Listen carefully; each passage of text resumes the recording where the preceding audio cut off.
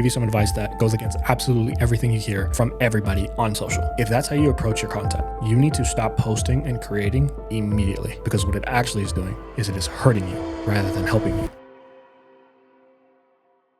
99% of you don't understand the concept of personal brand as much as you think you do, especially if you're an entrepreneur or business owner. And I'm going to break down exactly why in this video. I'm going to keep it simple. I'm going to get right to the chase. What most people don't realize about a personal brand is that it isn't some online persona. What most entrepreneurs don't realize is that your personal brand already exists. It's just offline, because you can essentially swap out personal brand with the word reputation. You already have a brand offline. Every single day, your brand is either growing or dying, no matter what you do. So let me get into this. I'll start off with a story. And if you know motivational speaker, Dr. Eric Thomas, he has worked with the best of the best of the best. I mean, he is featured at every single entrepreneur/business event, almost, aside from Gary Vee. He is booked by the top corporations in the world, by NFL teams, by NBA teams, by everyone under the sun that needs a motivational speaker. He has told them their story. So I want to take this back to 2021, when an entrepreneur that I was working for at the time actually booked him to speak at his event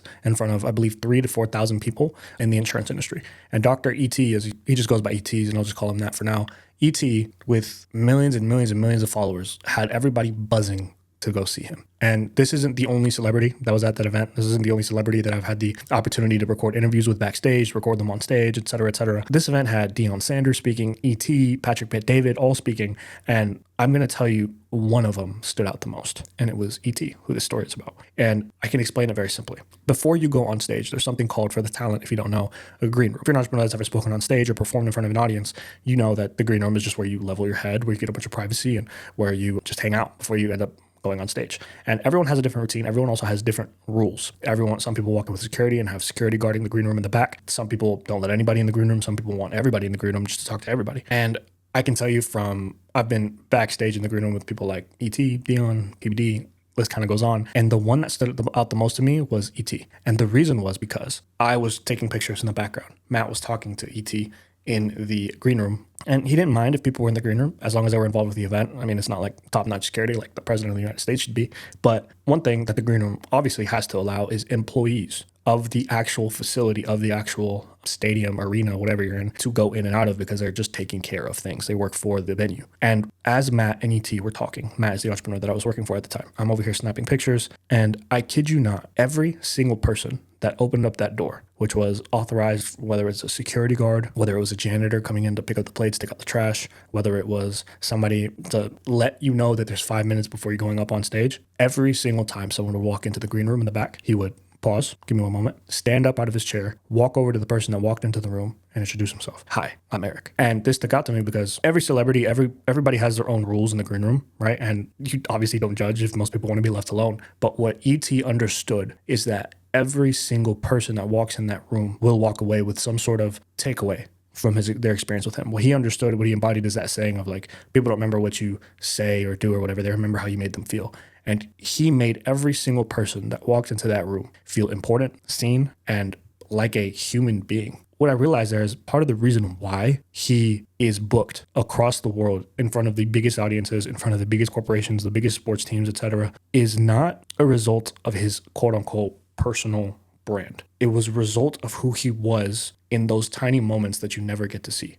It was a result of who he was when the janitor walks in, clears his plate, and he stands up out of his chair to help her throw the trash away, shakes her hand and says, "Hi, I'm Eric. What's your name?" And it is something that I continue to learn again and again and again, which is these tiny interactions with people. You never know how far they will take you. And one thing that I've learned being around this level of people is that you can usually tell who's fake and who isn't. You can usually see through a little bit of a mask, through a little bit of a film, especially in the green room, a place as intimate as that, who's about it and who's not. And I can promise you that everyone that you think is worth following, everyone that you respect to a completely different level, someone like Patrick Bet-David, someone like Matt Apollo, who I used to work for, someone like Deion Sanders, someone like E.T., you can feel, people say aura nowadays, but you can feel just how intentional they are with every single step that they take. And that is something that I can only hope to continue implementing into my life and implement more of, because what ends up happening when you're that intentional, when you're aware that every single move you make, every single reaction, with your face that is caught on camera. Every single hand that you shake, every single interaction that you have while having a camera in front of you, you realize that every single thing you do matters, because every interaction you have the potential to spark a change in somebody that changes their life forever, even when it comes to social media content. And when you hear that, it's like, dang, that's heavy. Like, that's pretty important. That's not something to take lightly whatsoever. And I promise you, when you're around these guys, these killers that I've been around, they take it as serious as you've ever seen anybody take anything. I mean, game day serious, locker room serious. You see those documentaries of athletes that you just attribute this laser-like focus to, this killer instinct. The same goes for every entrepreneur that is, either about to speak on stage or about to have a speaking engagement. And not to say that they don't, joke around and like to meet people and are nice. They're not to say they're not nice. But what I'm saying is that they understand the importance of everything they do. And what is the point of all that? Why I thought I was going to come on here and learn about personal branding, which usually means posting on social media. That means nothing. There were personal brands before YouTube even existed. There were personal brands before video ever existed and we were newspaper only. You can replace the word personal brand with reputation. And then once you do that, you begin to operate a whole lot differently. Because what you see these channels and what you see these platforms as are channels to articulate your message in order to control your reputation, whether for the best or the worst. If you are silenced and you don't have anything online, you don't have any videos, you allow other people to control your reputation for you, especially since now everything is incredibly visible. And what I want you to realize is that right now you're building your reputation. Right now you're building your personal brand. You're just not in control of it if you're not making content. And if you're making inconsistent content, you're damaging it every single day. If you're not on YouTube or you have this 6-month sprint and then you stop, you're damaging it. And what creating content for the internet allows you to do is create goodwill with people online in order for you to create your reputation in a way that is infinitely scalable. It is incredibly leveraged. If you talk about doing one action and getting 1,000 results out of it, that is creating content. That is me creating this video, which 1,000 people could watch, 100 people could watch, but either way, it is better than me sitting down with somebody one-on-one and talking to them about this. I have more impact. Now you may be saying, how does this mean I have to post on social media every single day? I have to make a video every day? No, because at times it's actually better to be silent than it is to be loud. It's better to be silent and smart than loud and stupid, right? Which, I mean, some people like Grant Cardone would even argue, like, it's better just be loud all the freaking time, right? Which to each their own. But some people like to curate their personal brand a lot more. Somebody like Alex Ramosi, somebody like Patrick Bet-David, the things that you see on them about them online are things that they want out there. And what they've done is they've taken this massive opportunity this infinite leverage opportunity to create content, and they've amplified it to the max and build massive media companies behind it and behind their reputation and behind their personality.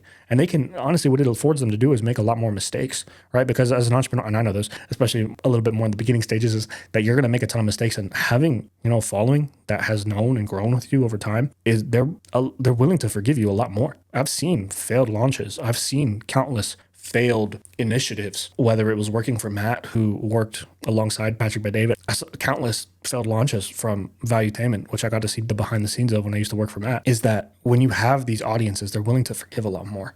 And not to say that you should take that lightly and take advantage of it. What I mean by that is you don't realize the impact that you can have. Especially as an entrepreneur, you may think that you're making this money and who cares, But what you don't realize is that people from around the world are watching your stuff and you're resonating with all of them. That the camera in front of you, the camera that I'm looking at right now isn't really a camera. It's thousands and thousands and thousands of faces across the world, right? That might be interacting and might be receiving and resonating with this message. So now that you are kind of grasping the fact that your personal brand is actually your reputation, it is actually an extension of who you are, right? Now we understand that you cannot fake it. You can't try to pretend to be somebody else on camera, so you might as well start being authentic on day one. And that's something incredibly important that I learned from ET that day, that I think everyone that worked alongside him in that room learned, is that time and time and time again, it's not about the money, it's not about the gear, it's not about the fame, it's not about anything. It is everything external that we see is just a reflection of the internal and what's ticking in here and up here. And you're like, okay, cool. That sounds very woo-woo, very, intangible. What is something that I could tangibly take away? And I'll give you that right now, is start viewing these channels as ways to communicate your message and as channels for people to access you and access your information, rather than channels that you can squeeze the ever-living life out of and every single drop of juice out of the orange that is social media. Instead of viewing it that way, view it as an actual community of human beings that you can contribute to. And in doing so, they will contribute back to you in the form of monetary gain, which you already know. But for some reason, when business owners get on the internet, they forget all about that. They succeed in doing that in person, but as soon as the camera comes on as soon as online analytics, all this other stuff, thumbnails, etc., as soon as that comes on, they completely forget about it. And that will not happen if I have anything to say about it. So what is some tangible advice that you could take away from this video other than just being a better person? And the answer is I'll kind of go through these platforms and I'll kind of break down how each one of them interacts. That way you can have some sort of understanding of how to operate when communicating through that channel, when communicating through that platform, right? Because you act very different at a funeral than at a graduation, than at a birthday party, than at an interview for your first job. Like you just act differently in accordance to different situations surrounded by different people. You just conform to the situation. You act based on the context of the event, of who you're around, of the occasion, et cetera, et cetera. So it is the exact same thing on YouTube, on TikTok, on Instagram, on Twitter, on whatever, on email, on community building, whatever it is the exact same thing. So what I'm going to do is I'm going to go over, I have 4 points really quickly and then we're out. So first, TikTok and IG, especially when it comes to reels, especially when it comes to short form content, anything that you're like mind numbingly scrolling through. That short form content, when you meet somebody, anytime that anyone would meet any of the clients that I've worked with, if they found them through TikTok and Instagram, it was always the shallowest form of relationship compared to any other platform, except maybe Twitter. And the reason is because short form content, you're not building that much relationship. It's high buy, high buy, high buy. And yes, you can binge watch a ton of that content, but how many times have you been on a page, you'll watch some of the videos, you'll watch 10 of the videos, and you won't even follow the person? That's how social works nowadays, right? It's not so much a community building platform. I know Instagram claims to be, but more and more and more people are more and more isolated on these platforms because they're in their own little silos according to what the algorithm will show them. So what that means is that TikTok and Instagram are wide. They are the platforms best to optimize the most for reach. YouTube Shorts is also something to use when it comes to trying to build wide reach, trying to reach more people, trying to get people to even know who you are, not even know about you. And the next level underneath that is YouTube Longform. YouTube Longform allows people to get to know you at a much deeper level and build trust at a much deeper level than Instagram or TikTok ever could. That is why I shout from the mountaintops that every business owner should have some form of YouTube channel that people could go and watch. That is why I'm creating videos right now. So you can clearly see that I'm competent. I'm not just faking it for 15 seconds on a camera and posting it on Instagram Reels or TikTok. I'm not doing dances for your attention. You're consuming content that you actually enjoy, that you're actually learning from. And that's why you're building a relationship with me. That's why I'm on YouTube. That's why I suggest every single entrepreneur should be on YouTube in one way or another, whether it's you interviewing other people, whether it's you breaking stuff down on a whiteboard, whether it's you just ranting to the camera for 20 minutes at a time, whatever it is.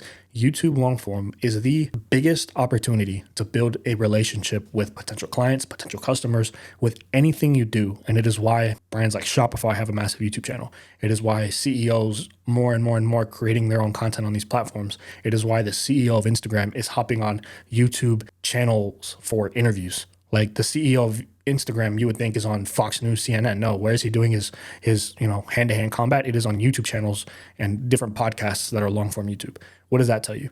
That tells you that nobody trusts the mainstream media anymore. People trust YouTubers the absolute most. A further extension of that, if you ever dare try, is streaming. Because streaming, people will spend 3 hours with you. It's really hard to fake something for 3 hours, especially those streamers that stream 24/7. It's hard to fake something 24/7 forever, right? Eventually, you're going to crack, and they're going to see behind that mask. So my point is that YouTube allows you to build a much deeper relationship than any other platform, and I suggest it the most because YouTube is also optimizing for reach. So you can kind of skip that short form phase and also just do YouTube and go in on there, because the way the algorithm works is that it's optimized to show you to as many people as possible. And then next is LinkedIn and Twitter, because they're more text-based platforms, that's where people will fall in love with your brain more than your looks, right?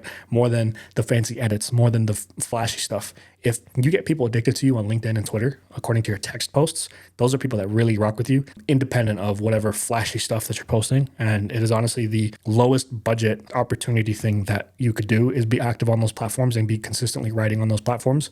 And another reason, and this is a hack, is that writing is actually the foundation to video. So if you can't write, then it's very hard to speak. Then it is very hard to create content on video, on camera. So write more. It will work. I promise you.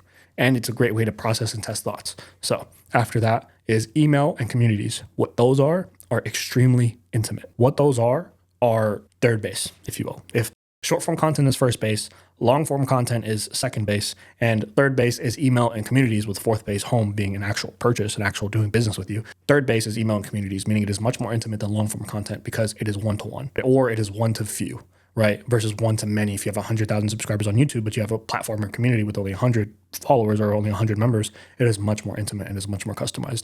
And the perfect flywheel is using all of these platforms in tandem for where they are most impactful. Instagram and TikTok for reach, for reaching new people, growing that audience. YouTube Shorts for growing that audience. Twitter and LinkedIn to get people to fall in love with the way you think and the way that you operate up here rather than the flash and the lifestyle and all this kind of stuff. Using podcasts to have conversations and build much deeper relationships. Using email and communities to further take the intimacy with your viewer, with your audience to a much deeper level. Using email and communities to send personalized messages. DMs are another level, another layer of intimacy because it's one-on-one, it's hyper-personalized. I'm doing this just for you, right? The less leverage, the opportunity, the more impact that it has. One-on-one DM conversations, extremely powerful. One-on-one phone calls, extremely powerful, right? Versus short form that anyone can see. You film one time and then boom, you get, it's massive leverage, right? Short form content, it doesn't necessarily resonate with to a massively deep level as a 20-minute YouTube video can or a podcast can. And even further, an email personalized to your inbox one-on-one. Here's exactly what I'm thinking about you. Like, here's exactly what I'm feeling. Here's an exact response to your exact question,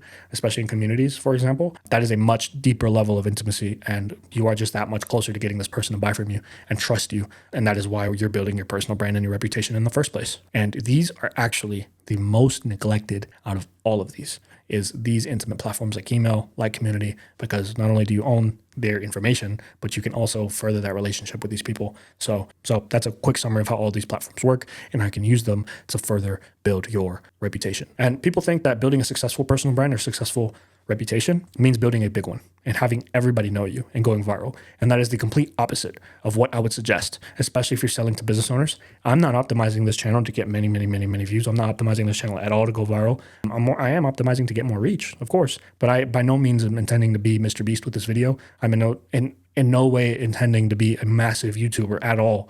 What I want to do is directly communicate to this community of entrepreneurs and business owners that are trying to create content in order to reach them, because I have knowledge that they could use. That is why I'm intentionally using this platform. I want to gain a reputation, a brand, a personal brand with those people. I want to connect with those people. I don't care about going viral to the entire internet, right? Which is why I don't have the crazy editing, and I'm not jumping off of a cliff for you in order to explain this. I'm just talking to you one-on-one, which is what I know this base of human beings, this base of people enjoy and respect the most anyways. So that is a quick one-on-one on the platforms, how to use them. And again, you're just building a reputation on one of them, and they're each just tools. They're not the actual end goal. That's insane. And the last thing is, once you operate out of, all right, personal brand is your reputation. Once you operate out of, I'm using YouTube to deepen the relationship with my audience. I'm using short form to get some reach. I'm using email to get a bit more intimate. I'm using a community to talk to people one-on-one. I'm active in the DMs. I'm active in the comment section. Once you start looking at it from that perspective, what you end up realizing is that you become a lot less selfish, which is what people do on social, unfortunately. People are incredibly selfish, especially business owners,